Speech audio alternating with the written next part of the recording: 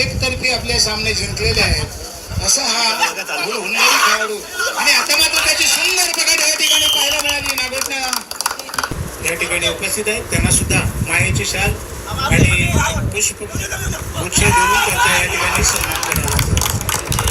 चढाईपट्टू तर पुन्हा एकदा कुटुंब गामुची उत्तर सीमा इंच इंच लढू बलिदान करू ध्वज उंच आणि सुंदर पकड या ठिकाणी त्यांचा खेळाडू फलंदाज कसा आला सुंदर पाहूया आणि या ठिकाणी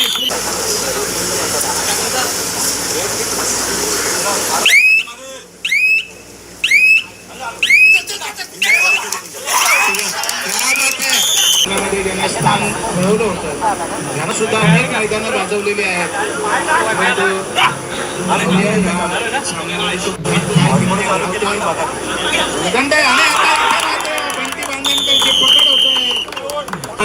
या ठिकाणी केल्या जाते. साले साहेबांना मी विनंती करतो की आजच्या या स्पर्धेसाठी आवर्जून उपस्थित असलेले सागरावर अवलंबून असतो.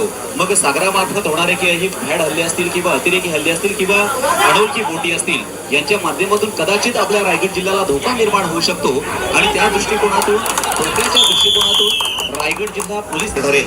कारण दोनही संघाकडे मातब्बर चढाई करत मिथून मोगल सरकार या ठिकाणी अष्टपैलू खेळाडू आहे.